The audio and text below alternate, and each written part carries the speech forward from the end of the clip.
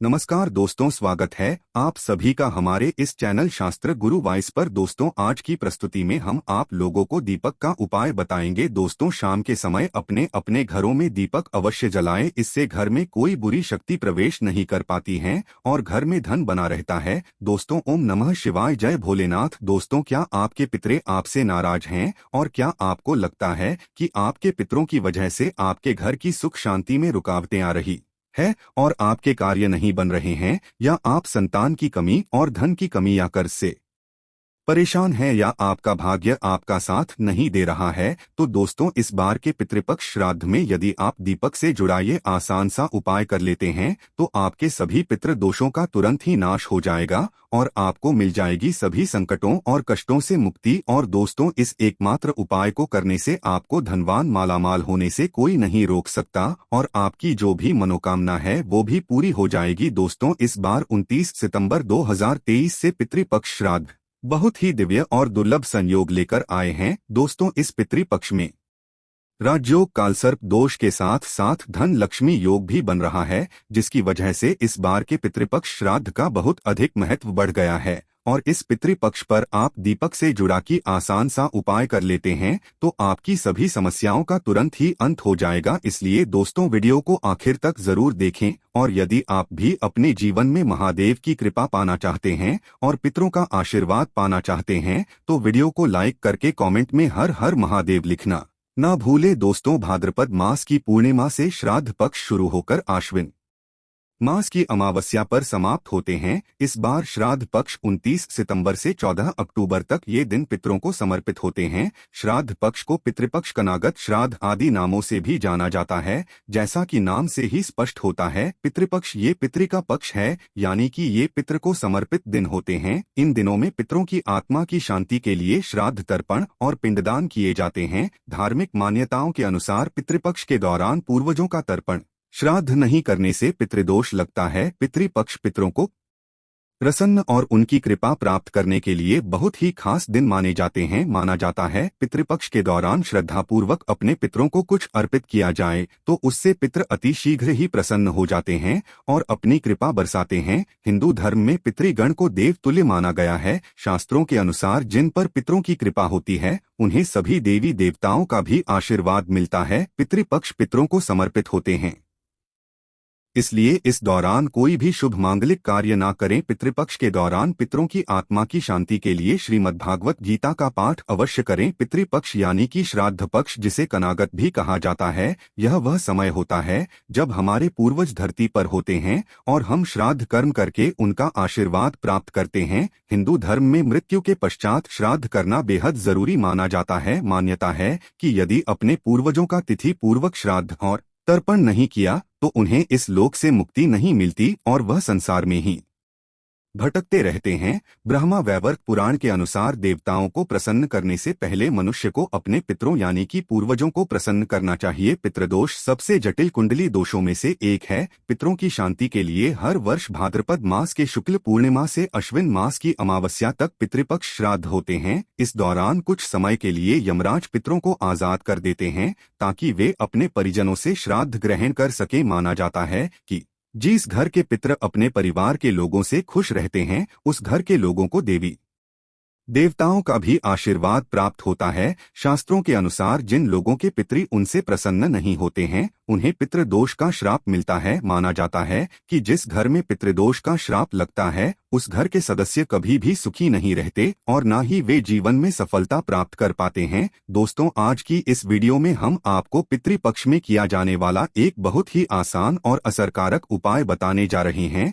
इस उपाय करने से भगवान विष्णु और लक्ष्मी जी की असीम कृपा प्राप्त होती है, बिगड़े कार्य बनने लगते हैं, साथ ही पितरों का भी आशीर्वाद मिलता है। पितरों के आशीर्वाद से घर में सुख समृद्धि चली आती है, खुशहाली और शांति बनी रहती है। इसके साथ ही परिवार के सभी सदस्यों को हर क्षेत्र में सफलता प्राप्त होती है और जीवन के सभी कष्टों और दुखों से मुक्ति मिलती है। दोस्तों, इस उपाय को सही प्रकार से करने के लिए आप हमारी इस वीडियो को एंड तक अवश्य देखें और बढ़ने से पहले आपसे रिक्वेस्ट करते हैं कि वीडियो को लाइक जरूर करिएगा, दोस्तों वो शेयर कर दीजिएगा। और यदि आपने अभी तक चैनल को सब्सक्राइब नहीं किया है तो चैनल को सब्सक्राइब करके बेल आइकन जरूर दबाइएगा दोस्तों। वैसे तो ये उपाय पितृपक्ष में रोजाना करने चाहिए क्योंकि यह 16 दिन पितरों को समर्पित होते हैं, किंतु यदि रोज ना कर पाए तो पितृपक्ष की पूर्णिमा, पितृपक्ष की अमावस्या और पितृपक्ष की एकादशी के साथ ही आपके पितरों की जो मृत्यु तिथि है उस दिन इस उपाय को अवश्य ही करें और पितृपक्ष की अमावस्या पर भी अवश्य करें। यह उपाय आपको संध्याकाल या रात्रि के समय करना है। इस उपाय को सुबह या दोपहर के समय ना करें। उपाय को करने के लिए आप अच्छे से मुंह हाथ पैर धोकर साफ हो जाएं और स्वच्छ वस्त्र धारण करें। इसके पश्चात एक दिया तैयार करें। दिए में एक रुई की बाती लगाएं और शुद्ध घी भरें, और शुद्ध घी ना हो तो इस दिए में आप सरसों का तेल भरें और इस दिए में आप थोड़े से काले तेल डाल दें। इस उपाय को करने के लिए आप मिट्टी का, पीतल का या आटे का कैसा भी दिया ले सकते हैं। यदि आप आटे का दिया ले रहे हैं तो आटा साफ होना चाहिए और आटे में नमक नहीं भी होना चाहिए। दिया बनाने के पश्चात अब आप अपने घर के दक्षिण कोने को साफ करें। यदि आपके घर के दक्षिण कोने में स्टोर रूम है या बाथरूम वगैरह बना है या खाली स्थान नहीं है तो आप अपने रसोई घर के सबसे दक्षिण कोने को साफ करें। यदि रसोई घर में भी ऐसा साफ स्थान नहीं है तो आप अपने किसी भी कमरे के दक्षिण कोने को साफ करके वहां पर इस दिए को रखें। यदि किसी कमरे में भी ऐसी जगह नहीं है तो आप मंदिर के पास साफ स्थान पर इस दिए को आपको ऐसे रखना है कि दिए की जो बात आती है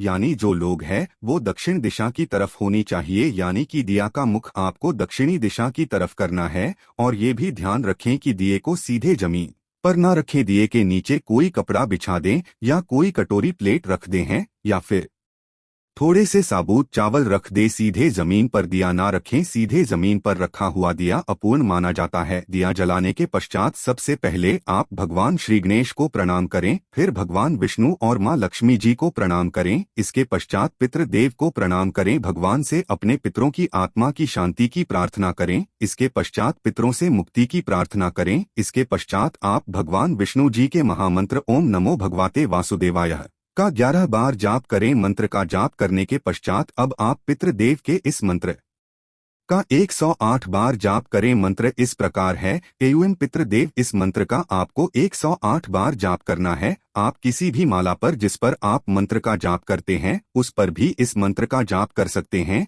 या फिर उंगलियों पर गिनकर या माचिस की तीली पर या मिश्री के दाने पर गिनकर भी आप इस मंत्र का जाप कर सकते हैं। दोस्तों ध्यान रखें, इस मंत्र का जाप आपको दक्षिण दिशा की तरफ मुंह करके करना है। शास्त्रों में बताया गया है कि पितृ लोग दक्षिण दिशा में हैं। दक्षिण दिशा पितरों की दिशा होती, इस दिशा में पितरों का वास होता है।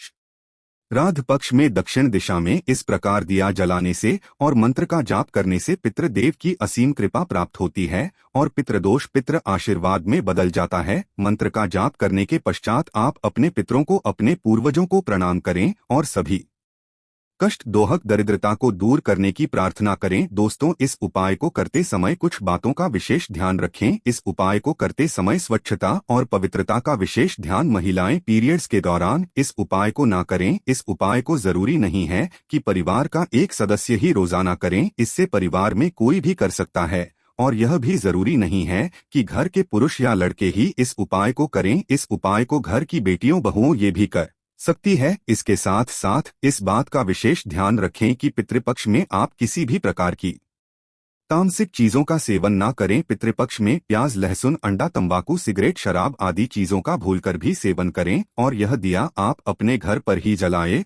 और यदि आप किसी और के घर गए हुए हैं तो किसी और के घर में आप इस दिए को अपने पितरों के नाम से ना जलाएं। यह उपाय आपको अपने घर पर ही करना है। पितृपक्ष के दौरान कोई भी शुभ कार्य नहीं करना चाहिए। इस दौरान कोई वाहन या नया सामान ना खरीदे। रोजाना की जरूरत के अलावा कोई भी नया सामान पितृपक्ष में नहीं खरीदना चाहिए। पितृपक्ष के दौरान नाखून नहीं काटने चाहिए, बाल नहीं काटने चाहिए, दाढ़ी मूछ भी नहीं बनानी चाहिए। पितृपक्ष में ब्राह्मण गायों, कुत्तों, चींटियों, बिल्ली आदि को भोजन अवश्य ही कराना चाहिए। पितृपक्ष के दौरान कोई भी सौंदर्य प्रसाधन की चीज लगाने से बचें। पितृपक्ष के दौरान लड़ाई झगड़े ना करें, प्रेम से रहे, किसी की भी निंदा ना करे, लड़ाई झगड़े ना करे पितृपक्ष के दौरान। इन सभी बातों का विशेष ध्यान रखिए। दोस्तों यदि आपने दिया चावलों पर रखकर जलाया है तो अगले दिन सुबह उठकर आप उन चावलों को पक्षियों को डाल दें। यदि आपने आटे के दिए का प्रयोग किया है तो उस दिए को भी आप पक्षियों को ढाल दें। यदि आपने मिट्टी पीतल के दिए का प्रयोग किया है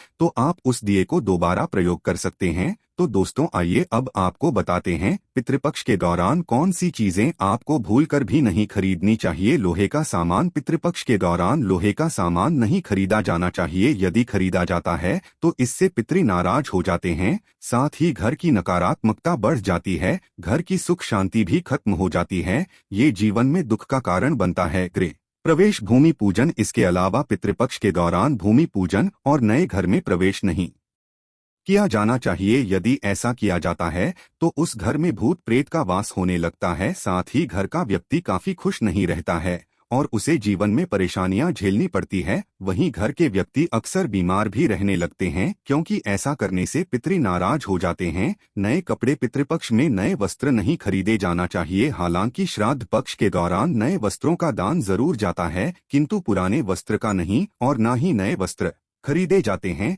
यदि ऐसा किया जाता है तो उस पत्र नाराज हो जाते हैं और उसका शुभ प्रभाव जीवन पर देखने को मिलता है। मांस मदिरा। पितृपक्ष या याद पक्ष के दौरान मांस मदिरा नहीं खरीदी जानी चाहिए, ना ही इसका सेवन करना चाहिए। यदि मांस मदिरा का सेवन किया जाता है और उन चीजों को खरीदा जाता है तो इससे पितर नाराज हो जाते हैं और जीवन पर काफी ज्यादा प्रभाव देखने को मिलता है। इतना ही नहीं, वंश पर इसका सबसे ज्यादा पड़ता है। घर में कलह भी बढ़ जाता है। आइए अब आपको बताते हैं श्राद्ध विधि और श्राद्ध का भोजन। पौराणिक ग्रंथों के अनुसार श्राद्ध करने की भी विधि होती है। यदि पूरे विधि विधान से श्राद्ध कर्म न किया जाए, मान्यता है कि वह श्राद्ध कर्म निष्फल होता है और पूर्वजों की आत्मा अतृप्त ही रहती है। शास्त्र संबंध मान्यता यही है कि किसी सुयोग्य विद्वान ब्राह्मण के जरिए ही श्राद्ध कर्म करवाना चाहिए। श्राद्ध कर्म में पूरी श्रद्धा से ब्राह्मणों को दान दिया ही जाता है। साथ ही यदि किसी गरीब जरूरतमंद की सहायता भी आप कर सके तो बहुत पुण्य मिलता है। इसके साथ साथ गाय, कुत्ते, कौवे आदि पशु पक्षियों के लिए भी भोजन का एक अंश जरूर डालना चाहिए। इन्हें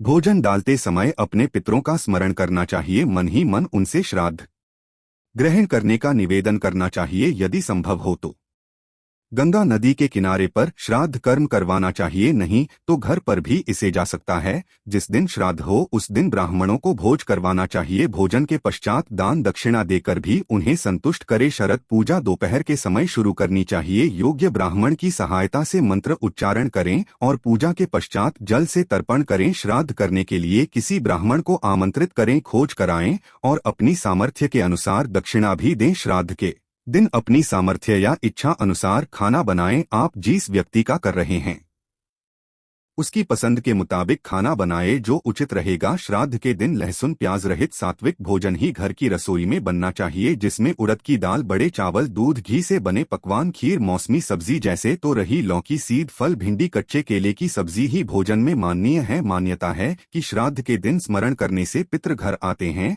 और अपनी पसंद का भोजन कर तृप्त हो जाते हैं। खाने में लहसुन प्याज का प्रयोग न करें। आइए जानते हैं पितृपक्ष की पौराणिक कथा। पितृपक्ष की पौराणिक कथा के अनुसार जोगे तथा भोगे दो भाई थे। दोनों अलग अलग रहते थे। जोगे धनी था और भोगे निर्धन। दोनों में परस्पर बड़ा प्रेम था। जोगे की पत्नी को धन का अभिमान था, किंतु भोगे की पत्नी बड़ी सरल हृदय थी। पितृपक्ष आने पर जोगे की पत्नी ने उससे पितरों का श्राद्ध करने के लिए कहा तो जोगे इसे व्यर्थ का कार्य समझकर टालने की चेष्टा करने लगा, किंतु उसकी पत्नी समझती थी कि यदि ऐसा नहीं करेंगे तो लोग बातें बनाएंगे, फिर उसे अपने मायके वालों को दावत पर बुलवाने और अपनी शान दिखाने का यह उचित अवसर लगा। अतः वह बोली, आप शायद मेरी परेशानी की वजह से ऐसा कह रहे हैं, किंतु इसमें मुझे कोई परेशानी नहीं होगी। मैं भोगे की पत्नी को बुला लूंगी, दोनों मिलकर सारा काम कर लेंगी। फिर उसने जोगे को अपने पीहर न्योता देने के लिए भेज दिया। दूसरे दिन उसके बुल आने पर भोगे की पत्नी सुबह सवेरे आकर काम में जुट गई। उसने रसोई तैयार, अनेक पकवान बनाए, फिर सभी काम निपटाकर अपने घर आ गई। आखिर उसे भी तो पितरों का श्राद्ध तर्पण करना था। इस अवसर पर जोगे की पत्नी ने उसे रोका ना, वह रुकी। शीघ्र ही दोपहर हो गई। पितृभूमि पर उतरे जोगे भोगे के पितर पहले जोगे के यहाँ गए तो क्या देखते हैं कि उसके ससुराल वाले वहाँ भोजन पर जुटे हुए हैं। निराश होकर वे भोगे के यहाँ गए। वहाँ क्या था, मात्र पितरों के नाम पर अग्यारी दे दी गई थी। पितरों ने उसकी राख चाटी और भूखे ही के तट पर जा पहुँचे। थोड़ी देर में सारे पितर इकट्ठे हो गए और अपने अपने यहाँ के श्राद्धों की बढ़ाई करने लगे। जोगे भोगे के पितरों ने भी अपनी आपबीती सुनाई। फिर वे सोचने लगे, यदि भोगे समर्थ होता तो शायद उन्हें भूखा ना रहना पड़ता, मगर भोगे के घर में तो 2 जून की रोटी भी खाने को नहीं थी। यही सब सोचकर उन्हें भोगे पर दया आ गई। अचानक वे नाच नाच कर गाने लगे, भोगे के घर धन हो जाए, भोगे के घर धन हो जाए। सांझ होने को हुई। भोगे के बच्चों को कुछ भी खा नहीं मिला था। उन्होंने माँ से कहा, भूख लगी है। तब उन्हें टालने की गरज से भोगे की पत्नी ने कहा, जाओ, आंगन में हौदी औंधी रखी है, उसे जाकर खोल लो और जो कुछ मिले बांटकर खा लेना। बच्चे वहां पहुंचे तो क्या देखते हैं कि हौदी मोहरों से भरी पड़ी हैं। वे दौड़े दौड़े माँ के पास पहुंचे और उसे सारी बातें बताईं। आंगन में आकर भोगे की पत्नी ने यह सब कुछ देखा तो वह भी हैरान रह गई। इस प्रकार भोगे भी धनी हो गया, मगर धन पाकर वह घमंड। दूसरे साल का पितृपक्ष आया। श्राद्ध के दिन भोग एक स्त्री ने 56 प्रकार के व्यंजन बनाए, ब्राह्मणों को बुलाकर किया भोजन कराया। दक्षिणादि जेठ जेठानी को सोने चांदी के बर्तनों में भोजन कराया। इससे पितर बड़े प्रसन्न तथा तृप्त हुए। तो यह थी आज की खास वीडियो। आशा है कि आप सभी लोग कमेंट बॉक्स जय जय माता लक्ष्मी लिखेंगे। अगर माता लक्ष्मी की कृपा पानी है तो जय माता लक्ष्मी जी।